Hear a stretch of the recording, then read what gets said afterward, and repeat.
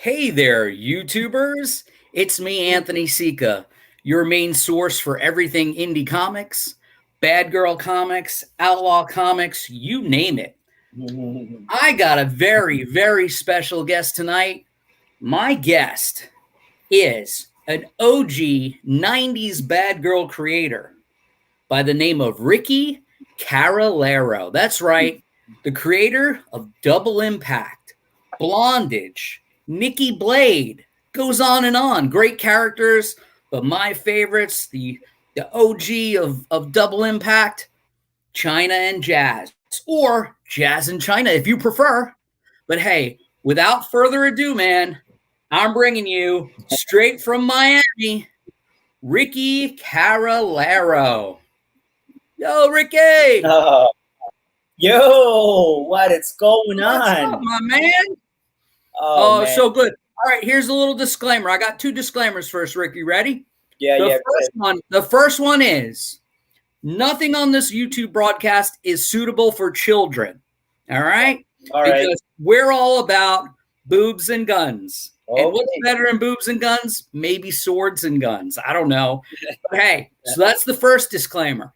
The all right, second disclaimer is Ricky's got a pretty whacked out Wi-Fi situation tonight down in Miami. So if we lose him or he's lagging, just bear with us. And also, if you're watching the stream, I had a lot of people online today. I've been hitting up those 90s Facebook chats. Hey, if you're watching, please get on the chat, ask Ricky some questions, ask me some questions. We'll see what's up. But Ricky, I just backed a comic called Double Impact Ghosts No More. Looks like they're in some cybernetic Blade Runner future. 300 backers just ended, what, 2 days ago, a day ago? $18,728 for Mr. Carralero. You're back, baby. First off, before we even talk about your old days in the 90s, tell us, man, how did you do? You waged a campaign and you won. Tell me all about it. Well, man, first of all, I gotta tell you that I thank you, and I'm very excited. I'm very excited. I'm very happy. I'm really happy that I am back, and I have to. I want to thank everybody that is out there. I want to thank all my fans. I want to thank all my backers, retailers, pretty much everybody that helped me be able to get back doing what I love the most, because in reality I really had no idea, and without without you guys I wouldn't be here.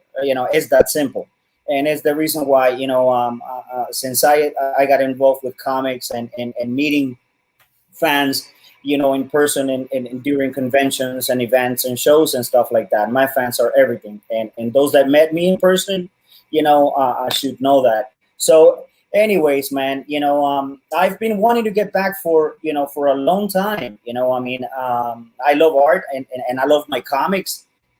I'm still a collector. I got my idols out there. I got my those guys that pretty much put me here.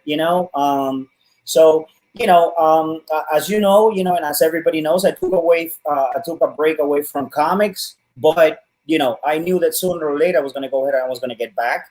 And so it was just about that time, and I got again have to go back, to those of you out there, because when I would talk to certain friends of mine and certain people in the industry, I would hear it from so many people. Hey, man, when are you going to get back?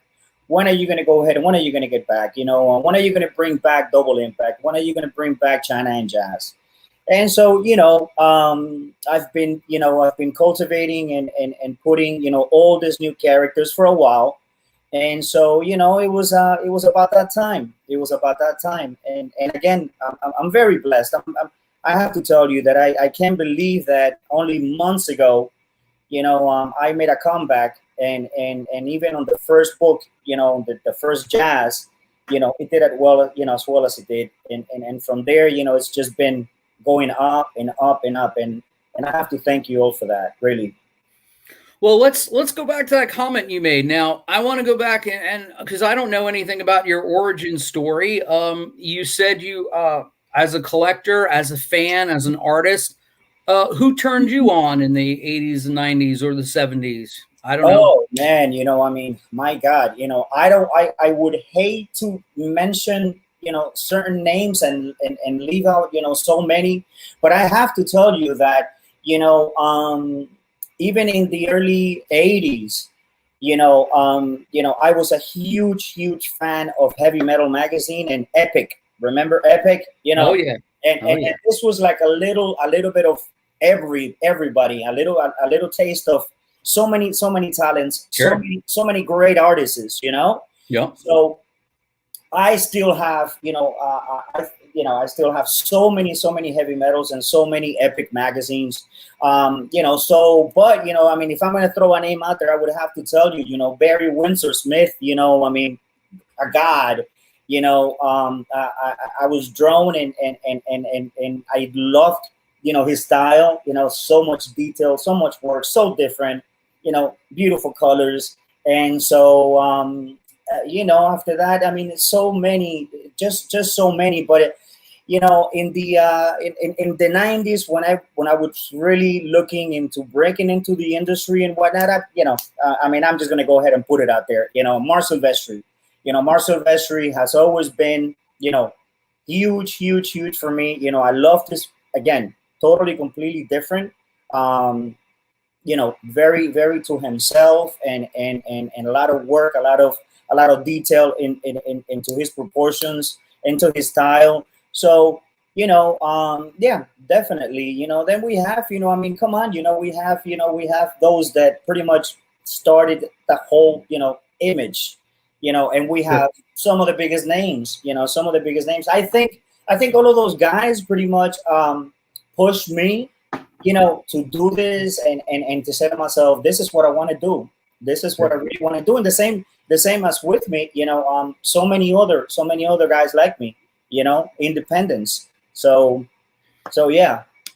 So how did so when so you came on the scene around 95. Yeah. You were probably working before that, getting your shit ready. But Right. what was why Bad Girl? For why Double Impact? Why China and Jazz? Well, How did that come about? I have always, I've always loved illustrating, pinups, As do I. right, so it was nothing new for me, Gotcha. to say to myself, well, if I'm going to go ahead and I'm going to do comic books, what am I going to do? I'm not going to go ahead and copy, some other guys or create some other characters, even though that in some of my old books, which I plan to, show on my website and Instagram later on, that I've been digging up from vaults, I created, so many different, superheroes and different Sure. characters. But when it came the time to, and the guys that I was working with in Miami, we said, forget about it. The way to go is, put together, some characters that I was already familiar with, and that I knew that I was going to really enjoy illustrating, just because of the fact that I've been illustrating and drawing, bad girls and female characters, for so many years. You know what Sure. I'm saying? So yeah, it was the way to go. It was the way to go. Right. And to be fair, you had some really cool male characters. You had White Zombie, Yeah, Mordred. Mordred, Is I Mordred. am saying that right? Yeah, Yeah, yeah, you had a whole thing going on there. I like a lot of I love your Blondage team too. That was cool when we first saw that when I first saw them with the short blonde hair. I was a little confused at first, to be honest with you. And to be honest with you, you were ahead of your time, Ricky, because like Blondage, the yeah, look that they had in yeah, that book would have like translated great to like an action show right now, yeah. and I know, man, also I know what you mean. I know what you mean. Yeah, yeah, I mean, and but I got to tell you something. When I first picked that up, I think I was either at a store when I was you were on my pull list when you were coming out with all your chromium foil covers and all that. But when I picked up that issue, I noticed I'm like wow, that's a I was a little confused at first before you named them. I thought it was China and Jazz with a haircut and a dye job because they had, some same artist doing a similar physique.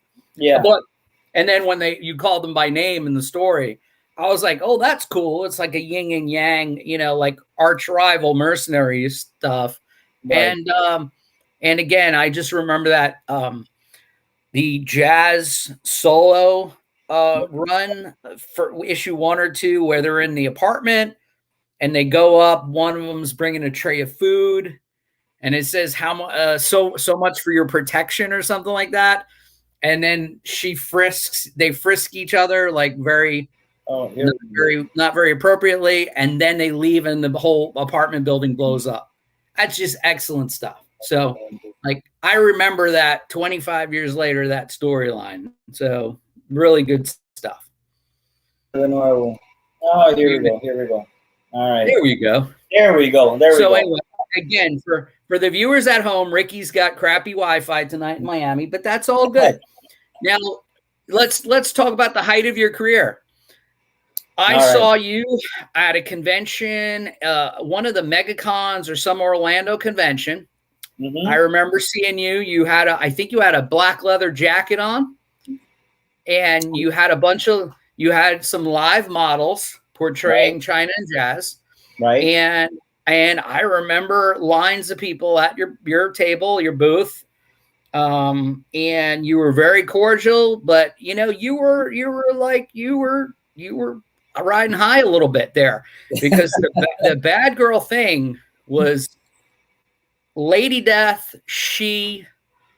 David Max Kabuki, right, Razor, Everett Hartzell's Razor, and you, right, and then all the Helenas and all the other bad girl, even I remember Dark Child, I believe, with Randy Queen, all you guys, and then Witchblade came on the scenes, talking about Mark Silvestri, and then Michael Turner. Your stuff was like out of control.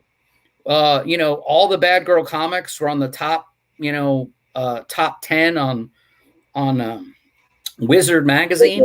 Wizard. Mm-hmm. I know you must have sold, if not more, but like 1 million copies of your book.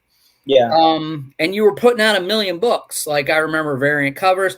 You remind me, you and London Night Studios. You guys, like, I would look in the back of your the back pages where you ran the ads for the back issues. Right. And I used to look at them and say, how the hell are these guys putting out all these issues? Yeah. But then again, I saw you and London Night Studios. You had like the Rick Lyons of the world and all those, guys that were handling some scripts and pencils, and you had color, and then you had black and white, a bunch of stuff. But what happened, man? Where'd you go? I mean, besides the bubble and the comic industry getting all weird, if you could sum up in a few minutes, what did Marvel and DC kill you guys? Image, or did people just get tired, or what happened? I think that if anybody got tired, I think that if all of us got tired, was because we got tired of seeing, the industry, the independents going under, because I think, the last time that I would talk to, a lot of my friends, a lot of the other guys out there, nobody wanted to, to stop, drawing, stop publishing, nobody wanted to stop, and mentioning, what you just did, the guys from Helena, they pretty much were the ones that got on board of, doing toys, doing the toys. And I think that was like one of the best, the best things they did, and it lasted only for a while. And then after that, they were one of the very first ones that came to me and told me, I don't think that we're gonna go ahead and we're gonna continue. I don't think that we're gonna make it, just because of the fact that I've said before. You have to understand that when we all started out, in the '90s, we had more than 12 different distributors, man. We had more than different, 12 large distributors. It was not just Diamond Comics. Diamond was always the big one. The second one was Capital, you know, and then we had so many other distributors, even international. So, anybody that was already, a part of, the industry and stuff like that, if it wouldn't have been because of so much politics and so many things going on with Diamond Comics, hurting the industry the way they did. I don't know, and it just got to a level, it got to a point where, how can you continue publishing when you were already established and you already had, 7, 8, 12 different illustrators, writers, colorists. You were already a company. You were already a publishing company. Okay. Right. And then, obviously, in order to stay in business, you have to do X amount of, books. You have to do X amount of dollars so that you can go ahead and pay printing and pay everybody and stuff, right? So if you have distributors going out of business and you have retailers going out of business and you're not selling the same numbers anymore, where are you going to go? Right. So, it's really simple math. It is really simple math. I have to tell you that I was one of the luckiest one that I think I lasted. First of all, I closed down my office, which it was really nice. It was beautiful. It was open 24 hours a day. I had people coming in and out, being local in Miami and being the only publisher here in Miami. I had local artists that I was already, training. I had, that they were coming, sleeping over, 2, 3, 4 o'clock in the morning. We were drawing, we were working and we loved it. We loved that. That was a beautiful, beautiful, side of the industry that nobody can take that away. It's that simple. And so, I had to give that up. Then I went ahead and I went to my house, which I had 2 extra huge, rooms. And then I had people coming in and out. Obviously, it wasn't the same. It was not going to be the same. Sure. And then eventually, the more the industry kept on going under and under and under, guess what? I had to give up my house. I couldn't afford, to keep my house. And a lot of people don't even understand it. A lot of people don't even know this. And I have never even talked about this. There was certain people that at that time were working with me. And then they went ahead and took it personal just because of the fact that I was forced to cancel books. Sure. How am I going to continue publishing and doing books if I don't have anybody else to sell it to? And so, there were certain names out there and there were certain people out there, that said, well, Ricky fucked me because of the fact that he didn't pay me for that book. We never got paid for this. Hey, look, listen, cocksuckers. I just lost my $250,000 home with my family, Sure. my kids, my wife. You know what I'm saying? So, what am I going to do? I'm going to go to a bank, and I'm going to rob so I can go ahead and pay you instead of you realizing and knowing, hey, look, listen, instead of crying about it, instead of talking about it, what we should do is find other avenues like I did. Hey, I went ahead and I did so many other things to maintain myself and keep food on the table and pay the bills and stuff like that. I started working for a lot of other people. I started doing other jobs, and stuff like that. Until then I said, you know what?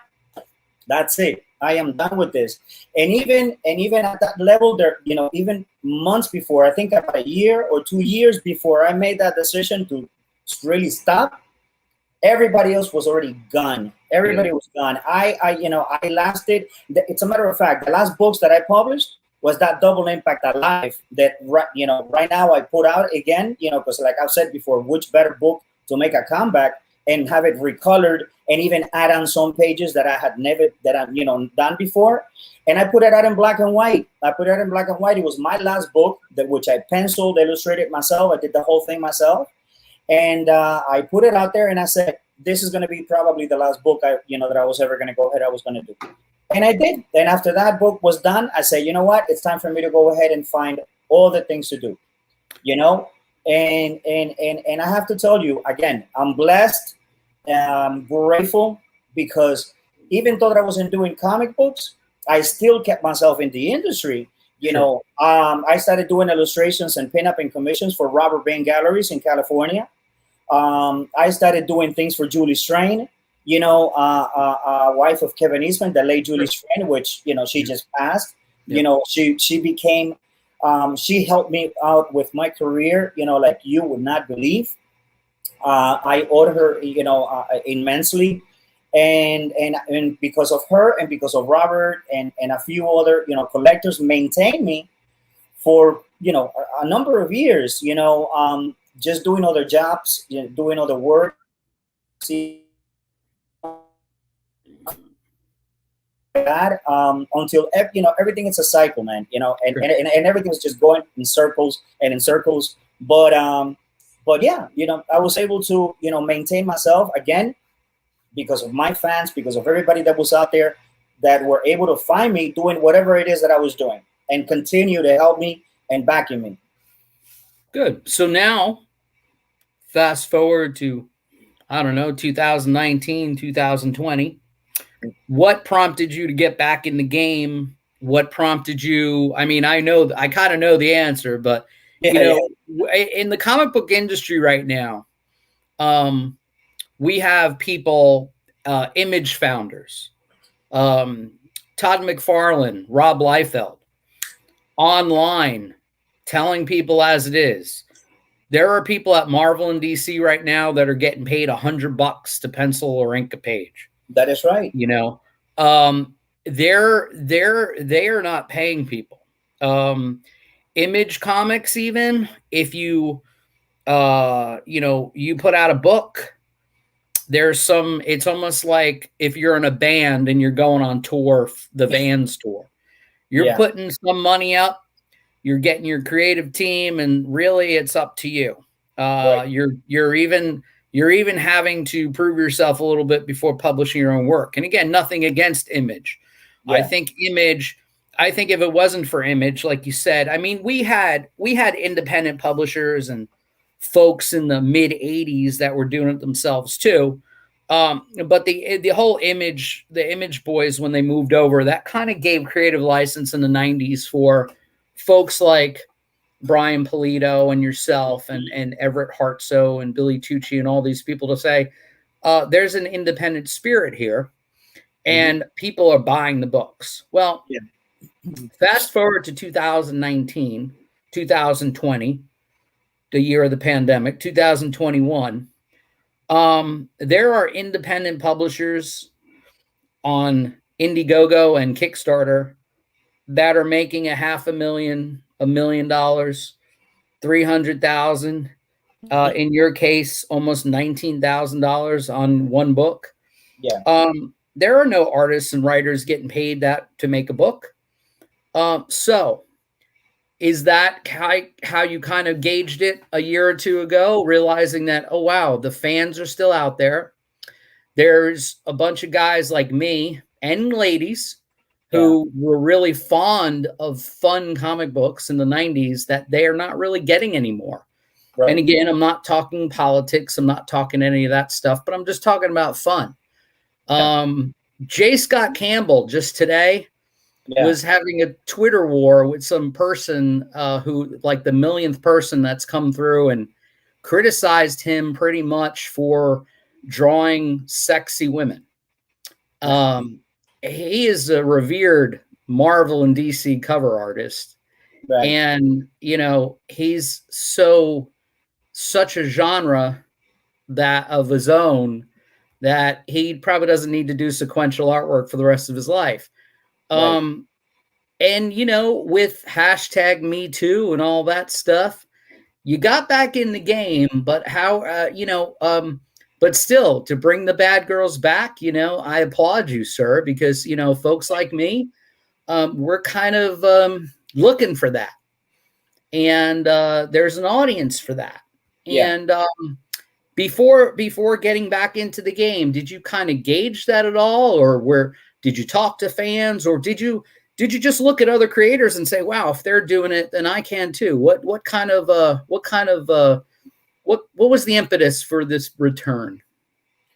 Well, it was a little bit of everything, just like you said. I saw, I saw some of these guys, that I knew from back then, and I saw what they were doing. Even thought that I would have to tell you that I was not familiar at all with Kickstarter and Indiegogo and all these platforms and everything and stuff like that. And it's a matter of fact that even now is when I'm able to tell you that I probably know maybe 70% of the whole process, of how they work, really. And believe me, there are people out there, that if they're looking at me and they're listening to me, they're saying, yeah, that is right. Because when I decided to jump on board, I think that I contacted pretty much everyone that I had as friends in Facebook and they knew of, these platforms and stuff like that. And I was just asking everybody, hey man, can you help me with this? I want to do this, but I have no idea how to do a Kickstarter, Yeah. So, but yeah, I saw the opportunity, and again, it had to do with, once I went ahead and I said, all right, I'm going to go ahead, I'm going to do it. I don't know how, because I don't know how to deal, I don't know how to work with these platforms or whatnot. So what I'm going to first do is that I'm going to go ahead and I'm going to go out there and I'm going to talk to my fans. I'm going to talk to certain people and see what they tell me, and that's what I did. And so, they're out there, they know who they are, who really, really pushed me, and like you, and that, and I love you for that. And so, it was a decision that it had to be made. I frankly, I was tired of talking to certain people online and to listen to the same question over and over. Hey, when are you going to come back? Hey, when are you going to bring back China and Jazz? So I'm like, all right, fine. You know what? Let's go ahead and let's do it. It's about time. So let's do it. Yeah, there it is. That brings back so many memories, man. It was a special time. It was a really special time. Those 90s were a special time in the industry.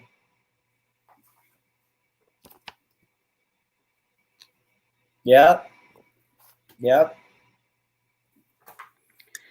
Yep. It is, it was special time for us fans. I'm a creator myself. You're one of my inspirations. Thank you. My new book that I'm putting out next week is not crowdfunded, but right from the get-go, you're even on the back page and like, this book wouldn't exist if it wasn't for these people who influence folks or inspire them to express themselves. Sure. And that, as a creator, I'm humbled to be talking to you. Thank God. The worst thing about the comic book industry is the status of the comic book industry. Yeah. But at the same time, as much as we hate the internet, yeah, it's also provided connection. Of course. And the fact is that, let's face it, if you had to hawk Double Impact to stores through Diamond or Lunar or whatever the hell the distribution company of the day is, you'd be lucky if you sell 10,000 copies and maybe sold 10,000 and maybe made $10,000. Yeah, that is true. And that's on a monthly or bi-monthly situation. People like Brian Pulido with his Coffin Comics, he's got a really nice model between where he comes out, he crowdfunds, right, and then once the crowdfunding's done, he then releases it to a store. So he double dips on it, and and he's been good at it for the past couple of years. He was ahead of the curve like 4 years ago doing this. And but I see folks like you and Everett Hartso and stuff.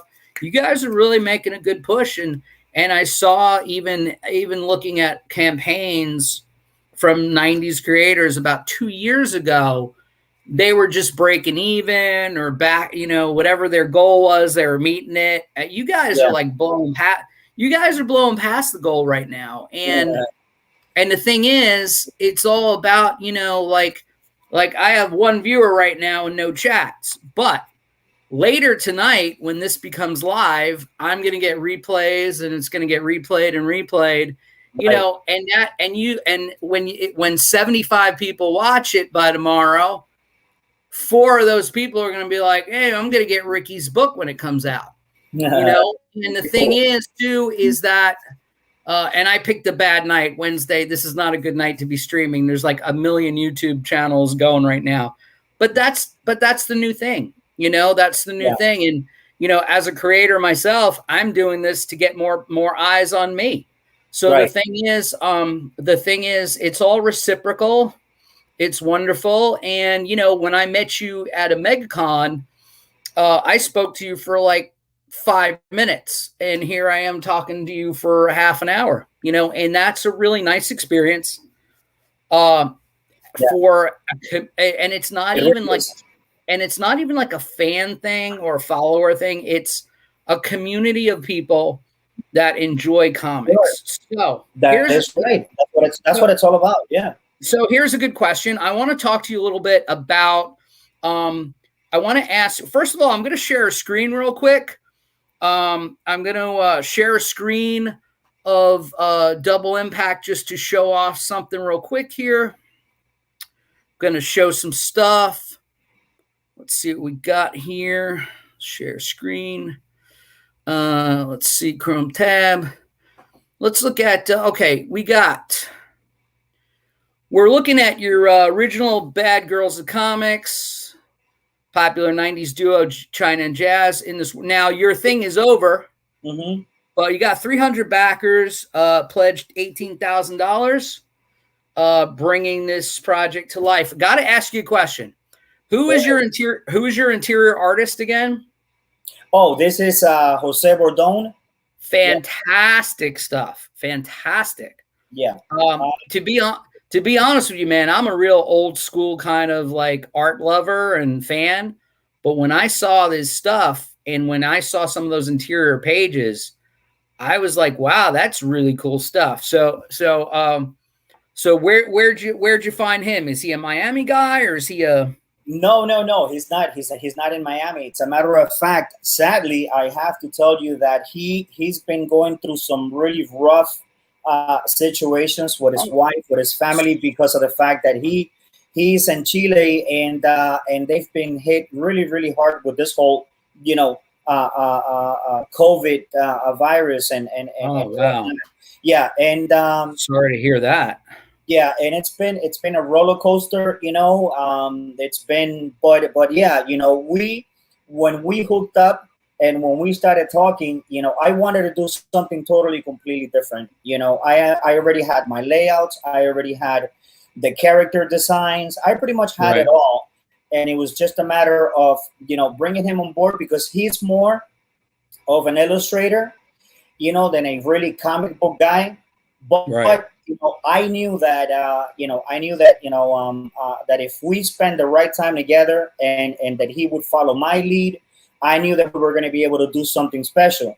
Because here again, going on this, when I decided to go ahead and just and move forward, bringing back Double Impact, and I already had the storyline for Ghosts No More. Why Ghosts No More? Because they're no longer ghosts, they're already coming back, and so the whole idea was for me to go ahead and for me to illustrate this book. But here's what happened.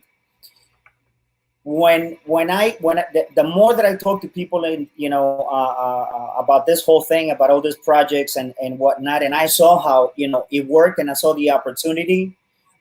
Working with Kickstarter and with all these platforms and now also social media and all of that, I said, wait a second, why not, for me to continue working in my Double Impact special, which is the Double Impact book that I'm, illustrating, that I'm drawing, that I'm pretty much, that's the baby, but it's going to take me a lot longer to do that. So in the meantime, why don't I go ahead and I start putting together, all these other stories, put it out there and see what happens. Sure. We were able to do a miracle, I have to tell you, because remember that I am working in these two other books, and on this other book that I'm illustrating and that I'm drawing myself, for later on. And so at the same time, I am doing each and every single layout for each and every single page for Ghosts No More, so that Jose doesn't have a hard time, so that he's able to go ahead and work a lot faster and just follow my lead, just follow my guidelines. And we were able to make that work, man. We were able to go ahead and make that work. And he was able to. The first pages were really, really, really rough, really hard. But after the third, fourth page, he just got it, and they became a lot faster and simpler. And I wanted to do something totally, completely different with the coloring too. Yeah. I wanted to give it live. I didn't want to do that whole, comic book coloring, that we're used to seeing. And everything and stuff like that. I wanted each and every single page to be animated, to look like a video game. Well, that's the thing I want to make comment on. It looks real sharp, looks real vivid. Thank you. So again, and to be honest with you, when I first saw the campaign and I saw that you weren't the illustrator, I was like, no, but then I saw the interiors. Yeah. And I was like, wow, this is really, really cool stuff. And I was going to back it anyway, but the point is, it looked fresh. And what's great about that is you're taking that old concept of 90s bad girl goodness, and you're throwing it in a real modern look, that the young folks are used to with that video game appearance. And now, is this is a mature comic? Are there boobies in it? There's the way that I would describe it, really, this is like a rated R type of movie. This is a rated R type of movie. It's like there's some boobies, some frontal nudity, pretty much the same way that you would see it on a rated R movie. Now let me ask. You said you were. You told me earlier that you were signing and packaging stuff. Is this the book that you? Is Ghost No More what you're talking about, or was it some previous work?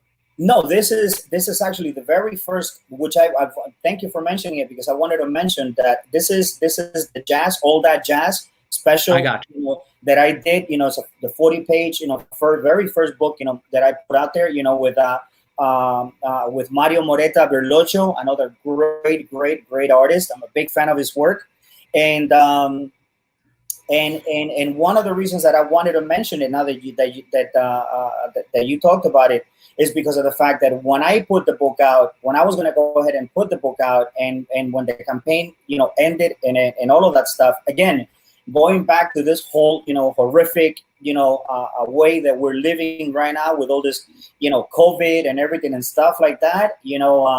My printer also he got sick, and because of the fact that he got sick, we pretty much I'm running like a little bit more than a month and I would say month and 2 weeks late to deliver this book.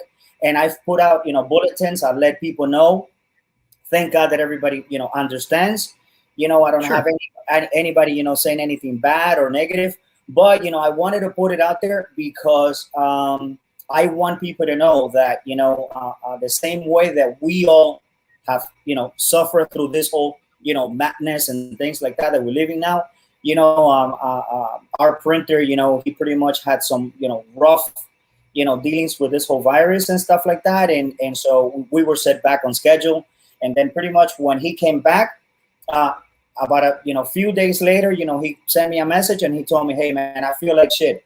I think I'm gonna need like 2 more weeks." So I'm like, "Oh my God, the book is not even printed, nothing is done, but what can I do?" So we couldn't do anything until the book was finally printed and it was finally shipped out.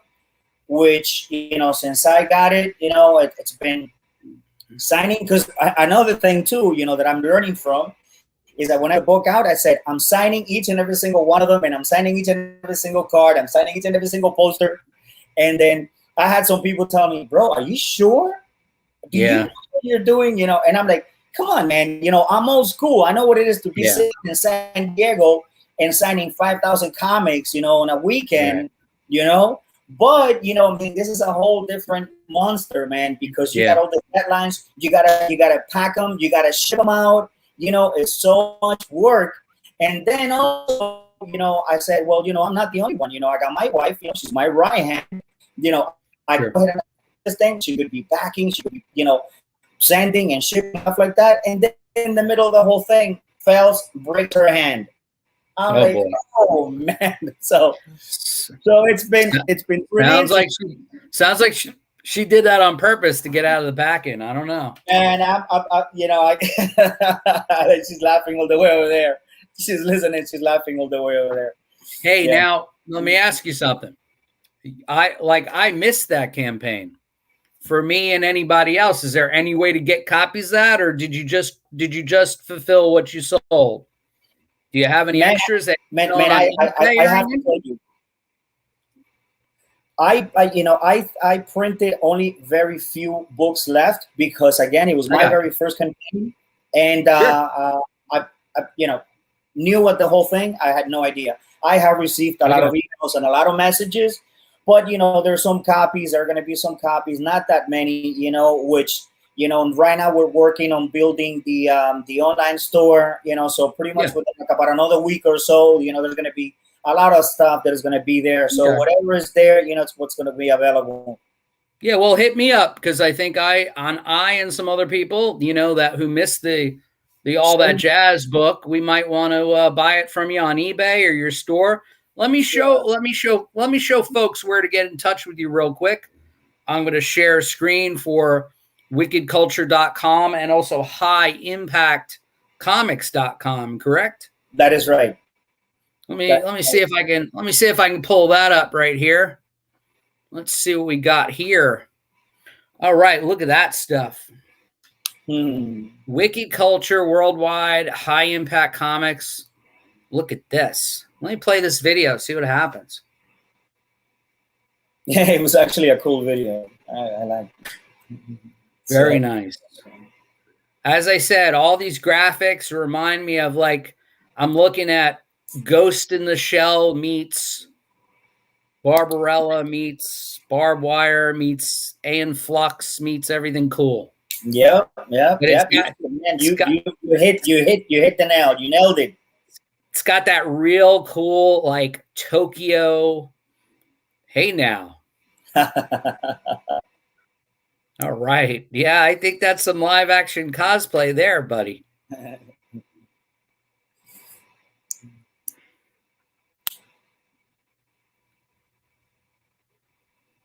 Well, you should just go to wickedculture.com just to watch the video. Well, again, remember that, within about another week or so, we're going to have a lot more content. The store is going to be up. And so we're going to have a lot of really, really good stuff showing in there. I see you have a lot of wardrobe stuff here. That's pretty cool. Right before, I took 6-7 years to create Wicked Culture, and I'm grateful. I'm blessed that it did really well. The first collections did really well. This one was the last collection that I did, and sadly, it had to be put on hold, and it just stopped because of the whole COVID thing, and so we have all of that on hold. Obviously now. I'm working on that with other people, other distributors. Totally, completely different thing. But yeah. Very cool, man. Very cool. Now, so definitely message me, or I'll harass you to find out if there's any extra copies of All That Jazz left over. Maybe a dog-eared, maybe one that got wet in the packaging, whatever, man. I just want some of that good Ricky Carralero goodness there. Now, you were showing me a little earlier some toys. Now, what are those? Are those PVC? What's that? What was that? Yeah, that is a again, I mean, that I'm old school. I've been in the industry for so long. So obviously, the minute that I jumped on board and I saw, that we could do so many different things, I said, you know what? I am not even going to wait. The fans are out there. I had already had, a few people asking me, hey, are you ever going to go ahead and do new toys? And so I said, you know what? I'm going to go ahead and start finding out, talking to people, looking into it. And so, yeah, those are, really cool. I'm really, really excited. As a matter of fact, the ones that I sent you today were the finals. They're being 3D rendered right now, and within like about another week or so, we should have the very first ones fully painted. And so, I'm really, really excited. Let me see if I can show some of those off real quick. Let's see what Cool. we got here. Cool. Let's see what we got here. All right, let's look at this. Okay, we got my Facebook page. I'm just gonna open this up, see if we get this here. All right, let's see what we got here. Look at that. Yeah. Whoops. Wait, lost it. Now, is that China? That is China. All right, that's what I thought. Yeah, that is China. Because Jazz has the bangs. Right. That's China. Mm-hmm. Now let's look at Jazz. Yeah, that is Jazz. Very nice. Thank you. I know that I know that everybody's gonna love them because they're so cute and they were able to reproduce all that detail the same way that I send that out to them. So we're really excited on that. I already pitched it to a few toys and hobbies and retailers deal with toys and collectibles and stuff like that, and pretty much everybody's just waiting.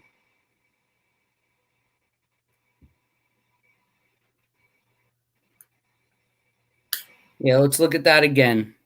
So while we're seeing Jazz on the screen again, how tall is that? Is that going to be 3 inches, 2 inches? Is it a PVC statue? What's that? Not at all, my friend. As a matter of fact, they're almost 7 inches. So What? they're going to be really, yeah. 7. Oh yeah, 7 inches. Yeah, 7 inches. 7 inches would satisfy most folks, I'm thinking.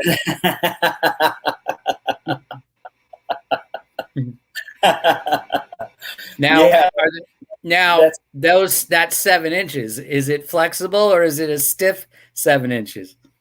It's stiff, very stiff. All right, there you go. Is it gonna be painted too? We're gonna have them in both painted and nice. unpainted. Yeah. I like it. Well, thank you, really, man. Thank you. And it's very cold in the studio where she is too. Oh yeah. That's the thing. If you're not familiar with Ricky Carralero's stuff, most of his comics and his settings, it's very cold in whatever places, and there's always some pokies going on. Which, hey, boobs and guns, man, boobs and guns and boobs and swords, bad girls, man. So hey, I got I don't know if anybody saw this earlier, but man, I mean, I got the original old school. You got the original ones. Look right. at that. Who put that out? This is action figure. Oh, Skybolt. Which I bet Skybolt, Skybolt's not in business anymore, correct? Oh, no, they're not. I'm telling you, Skybolt were the publishers for Helena. It was the same company. Yes. I have. Look what I got. Speaking of. Oh man. Yeah, see that, huh? Look at that. Look at this wraparound cover, man. Wow. Yeah. I bet you don't even have a copy of this, do you? I do not have a copy of that. It's incredible. I'll trade you one for one of your new comics. I notice I did like the art, and if it's a sore subject, I'll let it go. But Jude Million. I Yeah, enjoyed. I enjoyed. Is that a he? yeah, definitely. I enjoyed a lot of his work in your some of your stuff. So Yeah. hopefully hopefully he was one of the guys who's not mad at you. But I'm just saying, I did like that run. He did a run of your stuff that was really good. So Me and Jude, we go way back, and it's a matter of good. fact, not long ago, I saw him on a page on Facebook, and I was really happy to see him. I know that he went to do a lot of other things, and so he is actually one of the ones that, now that I'm back, I'm planning on eventually reaching out, getting in touch with him, because we got a lot of stories. We worked a lot together. We had a lot of fun, and we're really Good. friends. Yeah. Who do you like? Who do you like now? Do you follow anybody? Do you like anybody's artwork, or maybe they're contemporaries from the '90s that are still working today? Do you I dig what they're doing? there's Travis Charest. I mean, I Oh, follow his stuff. Travis. I follow his stuff. He's another one. He's intense. You know, and he's blown up. To a whole different level now. With his coloring. Um, Remember that back then, and a lot of people would go ahead and would tell me, hey, would you would you ever drop your pen and ink and sell out and start coloring and doing everything digitally? And I said so many times, there's just no way that I could do that, because I'm old school. you know sure. uh, um, Guess what? When you work alone, you just have to learn.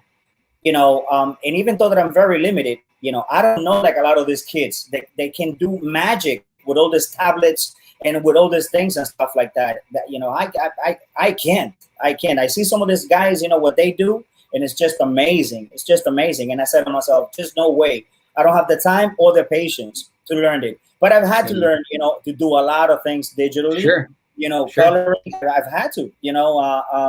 But yeah, all this other stuff that that I am doing for the double impacts, that I'm working on myself. All of that is old school, my friend. All of that is done by hand. But So about Paris is just the coloring that he's just doing is just amazing. The amount of detail that he's doing, on the new stuff that he's working on. so all the wicked culture stuff you do, those shirts that we saw on your website. Now you paint all that stuff. All that's painting, old school. Well, all of that was a lot of old paintings, a lot of illustrations that I had, and so when I decided to jump on the whole fashion industry, Right. I had to learn, the process. I had to, create, the patterns. I had to create the backgrounds. I had to create a lot of that stuff, incorporated with the artwork. It's just not throwing the artwork in there. You have to create, some sort of, look, that goes with the whole fashion, thing and stuff like that. And you know, at that time, we had Ed Hardy. I think that pretty much everybody remembers that name, Ed Hardy. He was one of the biggest, and a lot of people would tell me, "Hey, man, a lot of your stuff, looks like Ed Hardy, but your stuff is like on steroids and with big Right. tits." So, Right. it opened up a lot of eyes. It opened up a lot of people in the fashion industry, like in Canada. My first distributors that said, "Hey, you know what? Let's do a small run. Let's see how it does." And we went ahead and we did that, and I was glad. I was happy and blessed that it did really well. And so I went on from there. But it was a whole process of learning the manufacturing, putting the whole thing together, because pretty much each and every single one of those pieces is an original, designed 1 billion% by me. Sure. You Now, know, when you Google you find a lot of painted prints and things that you've done over the years. Kind of like when you Google someone like Greg Horn. yeah, Okay, you'll see now when you do a show, and hopefully you do shows soon. I told you I got a big Daytona show. They'd love to have you later on the year, and I know you were possibly talking about doing something in Miami. sure. Hopefully those both go well. But are you going to sell prints of any of your work at a show? Because from a selfish art collector like myself, I would love to have an 11 by 17 print of one of your classic stuff that you see when you go on Google. For example, you did, and I know you know the piece I'm talking about. You did a Pamela Anderson homage thing with the cowboy hat. Right. That is an amazing piece. I've been looking at that piece probably for 20 years or so. And I remember, I think you had that at the show that I met you at. And I should have bought something with that on there. But anyway, truth of the matter is, you know, I see when you go to a lot of shows, someone like Greg Horn or whatever, who again does pieces very similar to yours, he has lines around the block of people buying his 11 by 17s. Yeah. And you know, all they are paper prints, and he's selling them for 20, 25 bucks a pop, and it's going crazy, and it's great. And he's signing, you know, people signing them. That's all I'm saying. I said I would love, let's be honest, love to get your comic and sequential work, but again, if you made prints of your classic covers, for sure, of course, and all that stuff, all your covers and your prints, man, people would eat that shit up. Yeah, definitely, of course. Yeah. You know, I get that all the time. Hey, when are you gonna have your online store? When are we gonna be able to see prints? When are we gonna be able to get this and this and this and this? I get that all the time. So, you know, again, I just got back, and so I'm putting everything together. But most definitely, my friend, you know, no pressure, Ricky. No pressure. No pressure. Let me tell you a secret. A lot of us comic fans, we still go buy stuff at the local comic book stores. Sure. But a lot of the stuff we buy is old shit. Yeah, I know. The new stuff is falling off real quick, man. I don't think, just like every other industry, again, and I'm a big proponent for independent publishers and creators like yourself, like myself, like a lot of people online, just because it seems like they're always looking for that new demographic, and they're forgetting about the people that took them to the dance. And, you know, so the folks like me and you and other people that like we have jobs and decent credit and credit cards and stuff, we're looking for, it's not a nostalgia thing. It's just stuff that we like, you know, and the people that watch my videos and even buy my shit, like, you know, outlaw comics and indie comics and 90s style comics and adult comics, you know, and a lot of people are just not, you know, going after this, hey, we make these comics for kids. But let me ask Ricky Carralero, Mr. 18-year-old Ricky Carralero, a question. Marvel or DC? Well, let's see. No, I would have to say Marvel. All right. Favorite character, non-independent. Can't say Spawn, can't say Razor, can't say Double Impact. Spider-Man, Batman, Hulk. No. I've always been, you know, a really, really hardcore X-Men. I would have to say Wolverine. There you go. All right. Yeah. All right. Barry Windsor Smith. Yeah. Or Barry Windsor Smith. You already answered. So well, you know, hey, I'm gonna throw another name at you there. You know, Michael Golden. Ah, there you go. Yeah, there you go. I would have to say that those are two monsters, man. All right. Yeah. All right. Coke or Pepsi? I'm Coca-Cola, bro. I'm Coke. All right. Yeah. Are you a rock and roller or a dance club guy? Nah, man.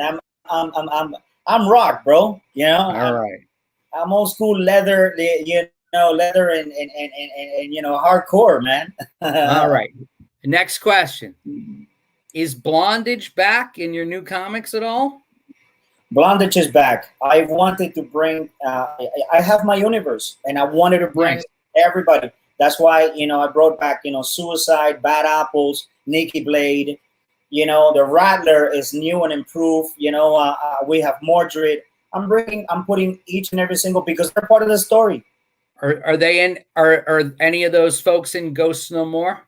Each and every single one of them is in Ghosts No More All because right. I'm bringing back, everybody, like I said before, but they're a part of the story. Remember that there was a thing going on with Mordred and China, and so it's a love story, with a little bit of everything, man. Drama. Well, So I'm real happy. I'm real happy about that because that means I backed the right book. Then we're all good. Well, thank you. But I want to be able to give the world and my fans and my backers a piece of not only a comic book, but when you read it, for you to say to yourself, "Oh my God, this is real." Sure. I know this. I went through this. I know that type of relationship. I know this type of bad guys. I know this. That this really goes on. Definitely, man. Definitely. Very cool. So very cool. Is Ghost No More done? It is almost done. Remember that with Jose, so we're like trying to make up for the time or whatnot. But we're pretty much we're good with the time. We're good. Good. And then what are your plans for 2022? You got more books coming out? Do you have any more books after Ghost No More in the works for this year, or are you going to wait till next year to launch another campaign? No, I'm launching at the way that I have everything set up because I am so backed up with my printer getting sick and everything and stuff.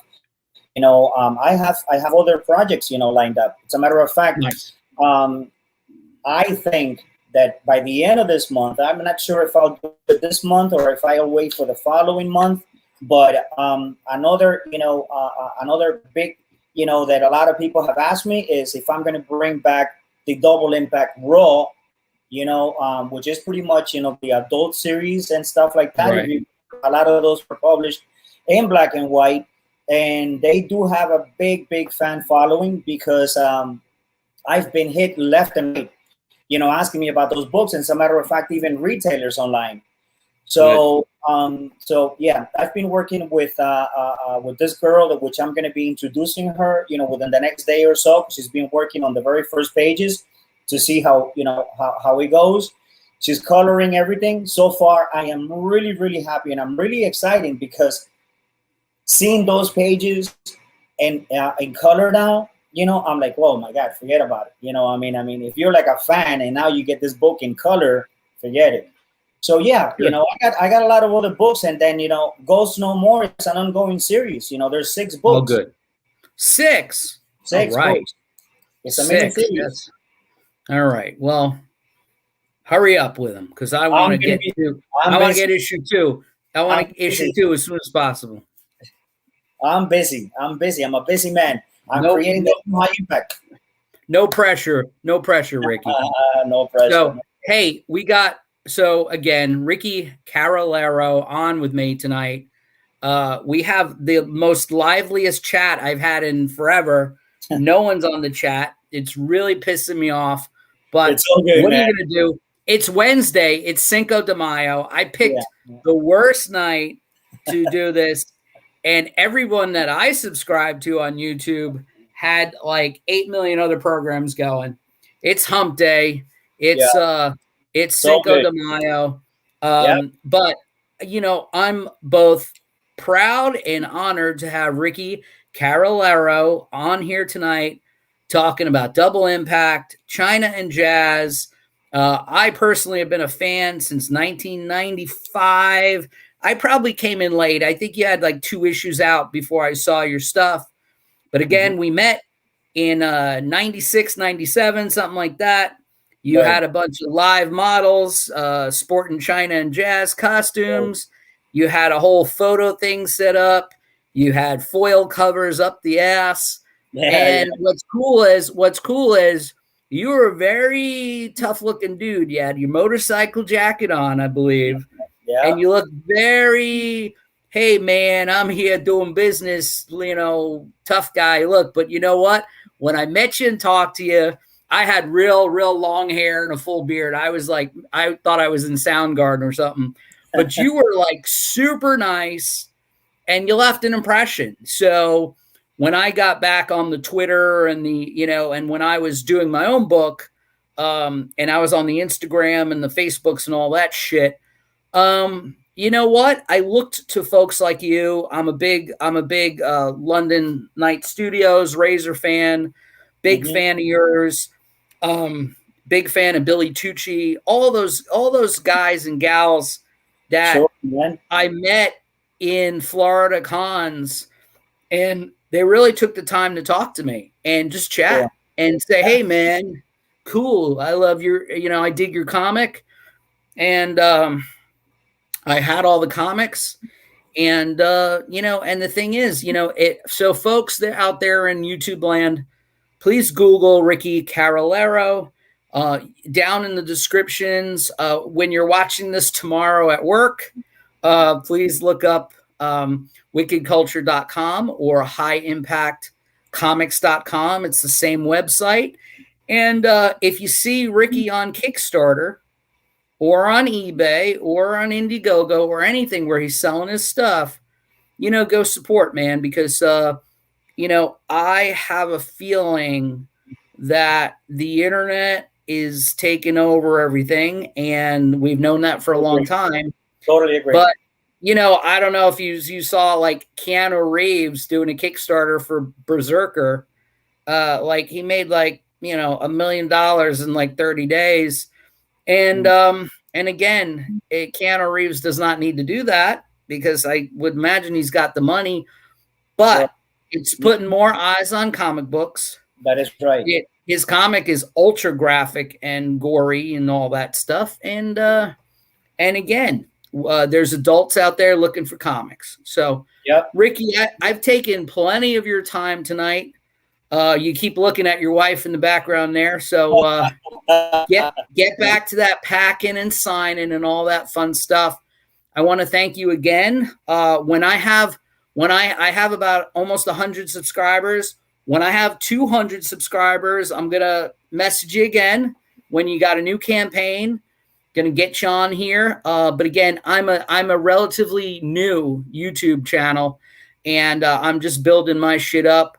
You've helped me out a lot tonight, and you've given me some inspiration because I got to go fix some covers of my own because I got to go to press on Friday. So, well, listen, it's been my pleasure because we're old school, and the minute that you hit me up and stuff like that, and you talked to me and you said, "Hey man, remember I met you and this and that, and we had a beer and whatnot." He brought me back because I remember, that's how I am. And I'm like, I remember that I might have done that, because that's, so, and whatever I can do, that, you got that cover, it's all good, so, sounds good, again, man. I thank you. I thank you for the opportunity. I'm really happy. I want to thank all the fans that are out there. I want to thank all the backers, pretty much everybody, all the retailers. Follow me on Facebook. Follow me on High Impact Comics. And until the next time. Ricky, thank you very much. Hey, I'm going to end the broadcast, but stay on for a moment, and I want to chat with you for a second after I stop the broadcast. And again, everybody, Ricky Carralero, Double Impact, China and Jazz. He just had a massive Kickstarter campaign for a book called Ghosts No More, which is the return of Double Impact in all their cybernetic glory. Looks like it's the future. Looks like it's Tokyo and whatever, or New York and the Miami in the future. A lot of neon, a lot of great colors, a lot of great art. And this is not the last time you'll see Ricky, and hopefully not the last time I'll see Ricky, and plenty of books to come, because guess what? Ricky and everybody else from the 90s, they're bringing the bad girls back. Anyway, thank you very much. This is Anthony Sika signing off. Thank you, guys. Thank you.